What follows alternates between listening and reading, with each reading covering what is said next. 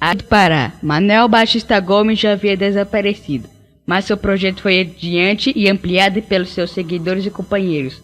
Seguindo-se a autonomia religiosa, prestaram suas providências para a elevação política do distrito pertencente a Pitangui, à Vila Autônoma. Consoante a Lei Mineira de número 386, de 9 de outubro de 1848, compreendendo Santana, Itaúna e Mateus Leme. O fiasco verificou-se causado pela falta dos habitantes do Patafufo preencherem as exigências oficiais da construção da Câmara, da Cadeia e do Salão do Júri, dentro do prédio estabelecido.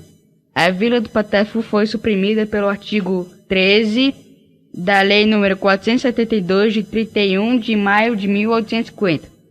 Agravou-se a situação política entre os conservadores ou cascudos e os liberais ou chimangos, que desde 1840 agitavam a velha província de Minas, sobrando os prejuízos também para a vila emergente.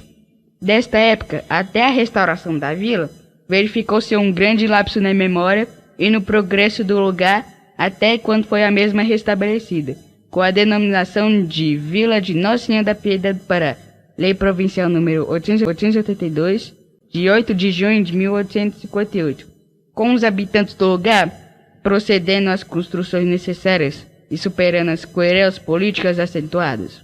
A vila foi oficialmente instalada a 20 de setembro de 1859, ato presidido pelo senhor Francisco de Campos Cordeiro de Valadares, presidente da Câmara Municipal de Pitangui, secretariada pelo senhor Joaquim Cecílio dos Santos. Assinam a ata de instalação os senhores Francisco de Assis dos Santos Céu, Fidelis Evaristo Mano Ribeiro, Francisco Esteves Rodrigues, Belmiro José Pinto Coelho, Manuel Teixeira Duarte e Antônio José de Abreu e Silva. Em 1870, a província de Minas foi dividida em 25 comarcas, sendo que o Pará, juntamente com Bonfim e Santo Antônio do Monte, construíram a comarca de Paropeba. Todavia, as lutas políticas entre os cascudos de chimangos voltaram a acender o fogo das discórdias, e a trágica consequência foi uma nova dissolução da Vila do Pará, incorporando seu território ao de Pitangui pela determinação da Lei nº 1889, de 15 de julho de 1872, assinada pelo presidente da província, senhor Joaquim Floriano de Godoy. Graças ao trabalho de reconciliação do senhor Cornélio Augusto Moreira dos Santos, ilustre paraense e então presidente da Câmara Municipal de Pitangui, foi novamente reinstalada a vila, quando já era presidente da província o senhor Pedro Vicente de Azevedo, que também criou a comarca de Rio Pará, que em 1878 passou a pertencer à comarca Sete Lagoas. O primeiro presidente da Câmara e agente executivo da Vila de Nossa Senhora da Piedade do Pará foi o senhor Francisco de Assis dos Santos Céu, que depois ficou conhecido como Alferes Céu, cumprindo o mandato de 1859 a 1860.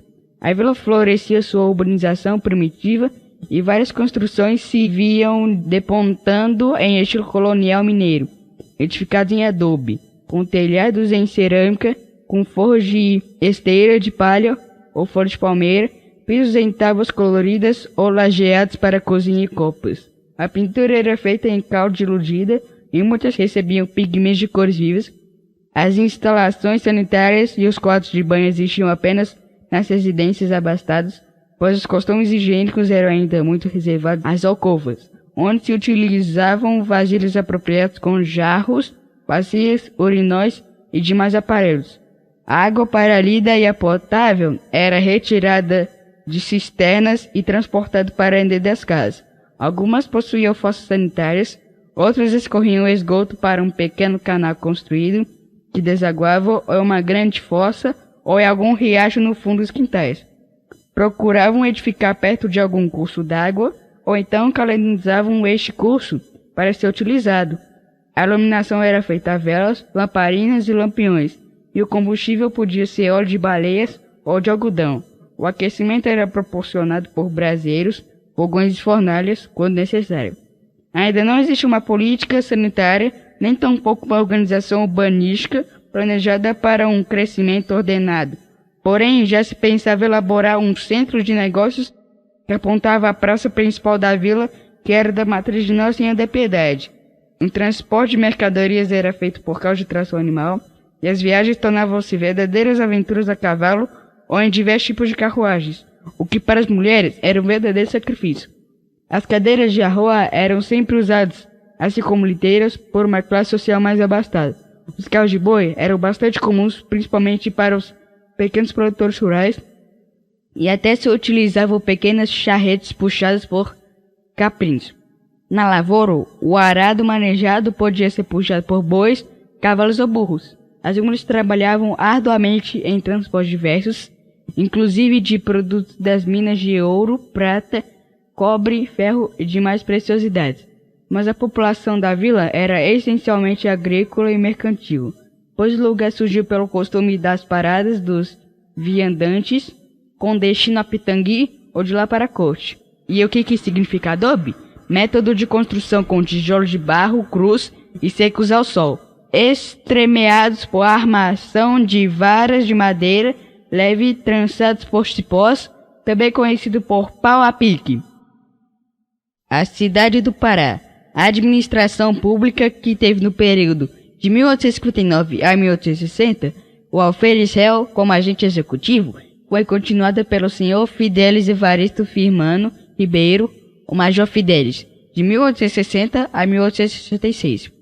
Depois assumiu o senhor Domingos Justino Ribeiro, o Coronel Domingos, que viria a ser pai de Benedito Valadares Ribeiro, de 1866 a 1869.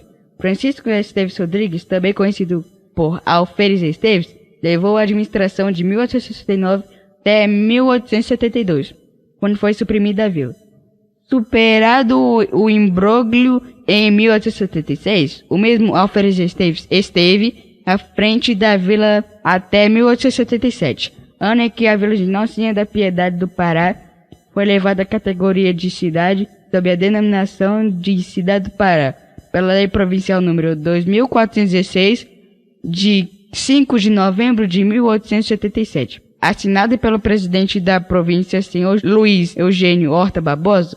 Portanto, quando o português Antônio José Marinho, o Novato, um dos 3 irmãos patriarcas da família Marinho brasileira, largamente conhecida por seu expoente maior que criou um grande complexo de mídia e comunicação na atual contemporaneidade, Organizações Globo, assumiu a presidência da Câmara em 1877 e cumpriu mandato até 1881.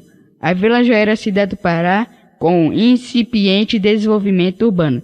Das primeiras construções residenciais, destacava-se o núcleo do antigo bairro do Alto, saída para Pitangui, lugar onde surgiu o pioneiro central comercial, que progrediu para onde hoje se encontram as atuais Praça Afonso Pena e Delfim Moreira, logradouro que foi batizado de Praça Municipal com a ampliação da capela de Nossa Senhora da Piedade, que se tornava igreja. Ao lado do atual Fórum Desembargador Pedro Nestor, erigiu-se uma capelinha em graças a Nossa Senhora das Dores, que tinha em seu acervo vários santinhos do Paoco, e algumas telas do Mestre Ataíde, além de outras imagens barrocas que misteriosamente desapareceram quando da demolição do pequeno templo. O antigo fórum se destacava ao centro do que é hoje a Praça Afonso Pena, prédio que abrigava o tribunal, a delegacia e a cadeia pública. Pelo lado direito, encontraremos a Câmara Municipal, depois foi utilizado para o funcionamento do primeiro estabelecimento de ensino secundário da cidade, ladeada pelas residências e estabelecimentos comerciais dos expoentes da sociedade paraense. Os santis do Paoco eram os durante a época do Brasil colônia, pois que eram esculturas utilizadas para o transporte de pepitas de ouro em contrabando, evitando assim os altos impostos da coroa.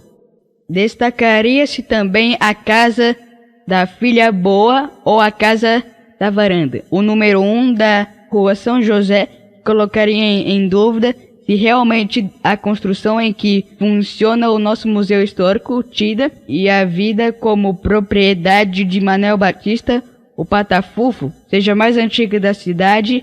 A antiga residência do fundador do Arraial está localizada na atual Rua Manuel Batista.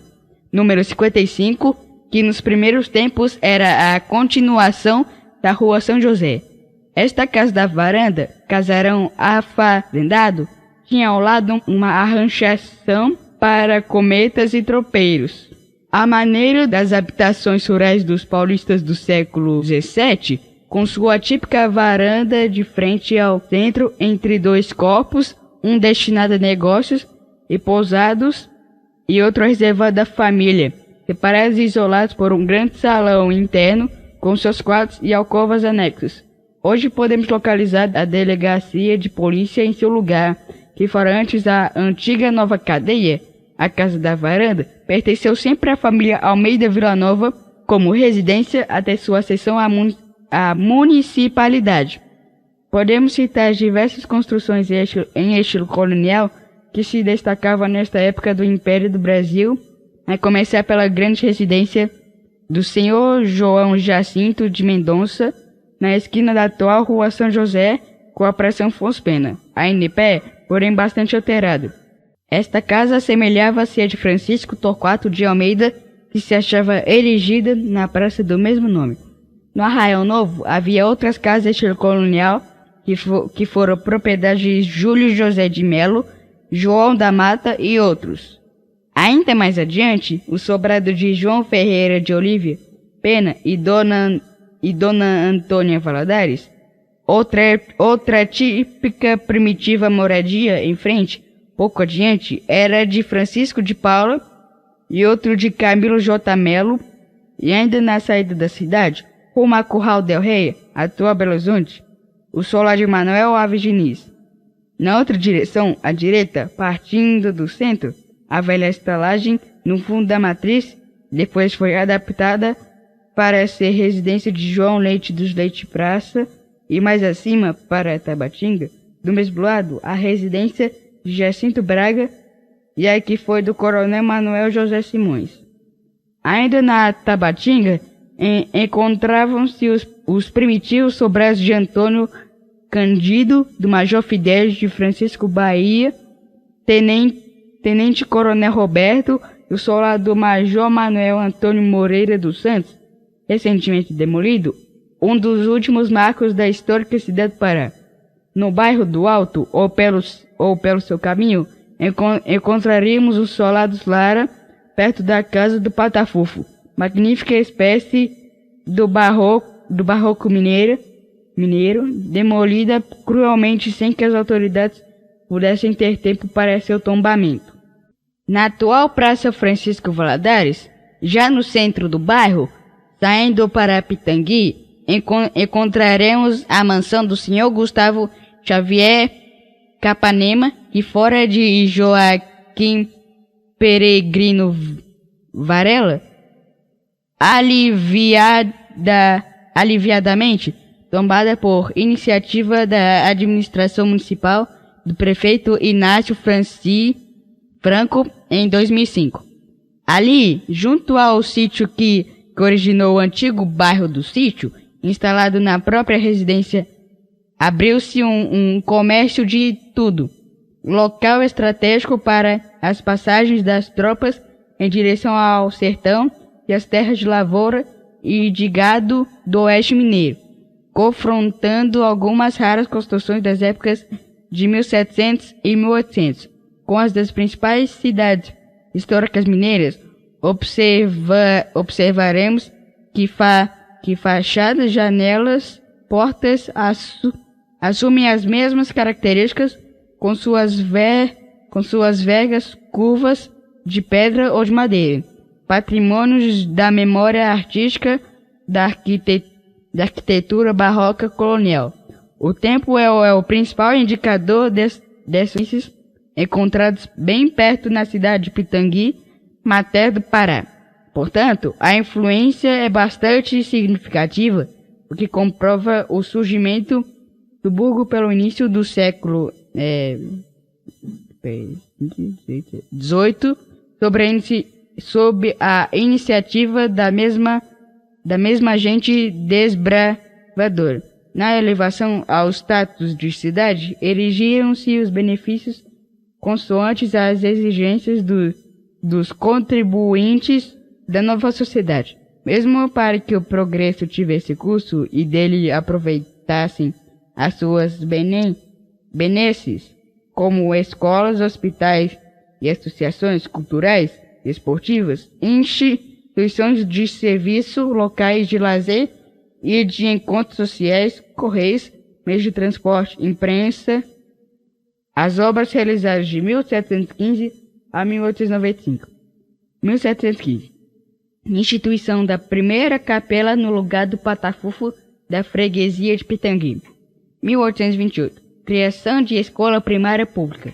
Entre 1848 e 1858. Construção dos prédios públicos do Fórum e Cadeia e da Câmara Municipal. 1885. Instalação do Hospital Nossa Senhora da Conceição. 1893. Inauguração do primeiro serviço de iluminação pública à luz de lampiões, sendo arrematado por Antônio José Marinho, o novato. 1895. Criação do primeiro educandário de ensino secundário. Na atual Praça Francisco Valadares, já no centro do bairro, saindo para Pitangui, encontraremos a mansão do Sr. Gustavo Xavier Capanema, que fora de Joaquim Peregrino Varela, aliviadamente tombada por iniciativa da administração municipal do prefeito Inácio Franco em 2005. Ali, junto ao sítio que originou o antigo bairro do Sítio, instalado na própria residência, abriu-se um comércio de tudo. Local estratégico para as passagens das tropas em direção ao sertão e as terras de lavoura e de gado do oeste mineiro. Confrontando algumas raras construções das épocas de 1700 e 1800 com as das principais cidades históricas mineiras, observaremos que fachadas, janelas, portas assumissem as mesmas características com suas vegas curvas de pedra ou de madeira, patrimônios da memória artística da arquitetura barroca colonial. O tempo é o principal indicador dessas tendências encontradas bem perto na cidade de Pitangui, mater do Pará. Portanto, a influência é bastante significativa, o que comprova o surgimento do burgo pelo início do século XVIII, sob a iniciativa da mesma gente desbravadora. Na elevação ao status de cidade, erigiram-se os benefícios consoantes às exigências das contribuintes da nova sociedade. Mesmo para que o progresso tivesse curso e dele aproveitassem as suas benesses, com escolas, hospitais, associações culturais, esportivas, instituições de serviço, locais de lazer e de encontros sociais, correios, meios de transporte, imprensa,